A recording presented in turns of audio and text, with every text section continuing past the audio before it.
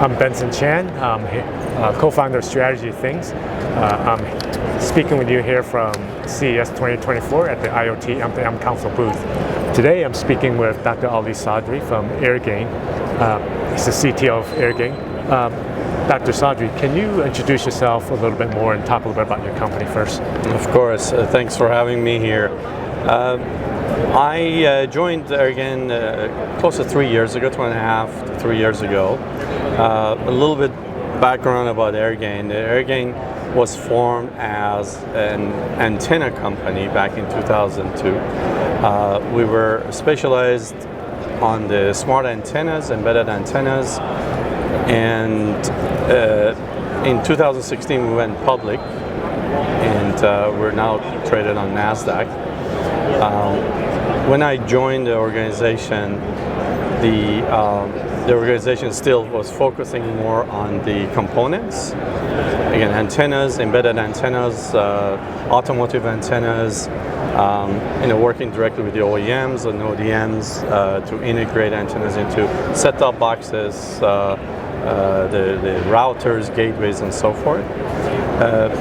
My role was to transform the company from a component provider to more of a wireless system company. And we have made that transformation. And the reason we made that transformation was, to get access to a much larger TAM. Antennas are good, but to get much bigger revenue, you move into the system. We've made quite a lot of progress. We announced several key products in 5G, and some of them, includes fixed wireless accesses, routers for the automotive, which we just announced it at the CES. We call it Airgain Connect Fleet, designed for first responders, public utilities and so forth that don't have 5G connectivity. It also provides built-in Wi-Fi connections for whoever wants to get access to the broadband. We're also very active into the infrastructure side. We announced during the Mobile World Congress that we are developing the network repeaters for extending the range of the 5G devices and 5G signals from the base stations to the users. So that transformation successfully happened in the past 2.5, 3 years, and we're definitely a different company at the moment. That's great. Now you mentioned here at CES you guys announced a few things.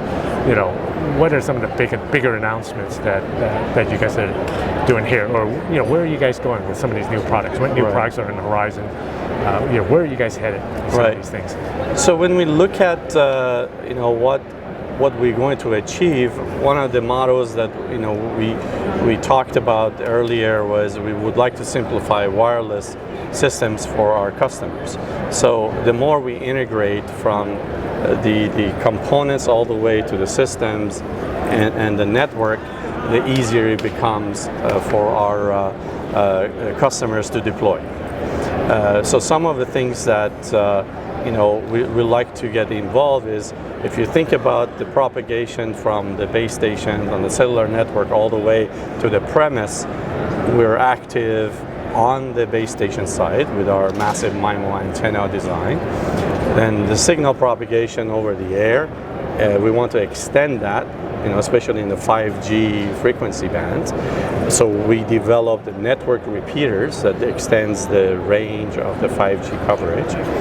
And then we developed, the end products as well. One is the fleet, as I mentioned, Airgain Connect Fleet, that provides, broadband connections to the vehicle, and also the Wi-Fi connections to that hotspot. And also our end user product, which is fixed wireless access. We focus more on the outdoor fixed wireless access. We believe that provides better coverage, better throughput. So our Lantern product that was announced last year is going to be available in mass production, fairly soon. But it provides superior performance for the end users as well. That should give us the whole spectrum, as I said, from the base station all the way to the user equipment, and enhancing the entire performance of the signal over the air and the delivery into the premise. So it sounds like you guys made a successful transition from components to, say, systems, right, and infrastructure. Now, and you mentioned 5G. Now, as 5G is coming in more bigger way and more pervasive way, and 6G is on the horizon. What are some of the things that people are thinking about or challenged with as they're deploying or figuring out their 5G, 6G strategies, in regards to infrastructure or approaches? And what are some of the things that you're seeing or hearing? Right.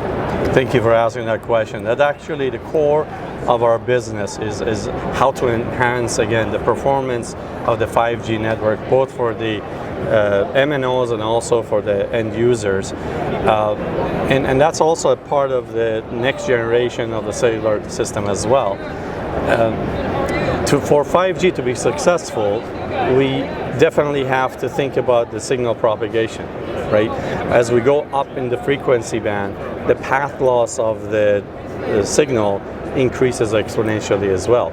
So while the MNOs is using still the same towers and the same locations that they use for the LTE and sub 2 gigahertz signal for LTE, when they moved into the 5G and 2.5 gigahertz and 3.5 gigahertz, the signal propagation decays very, very quickly. So while they want to give access to all their customers at the 5G speeds, they're not able to reach that because the signal doesn't propagate that far.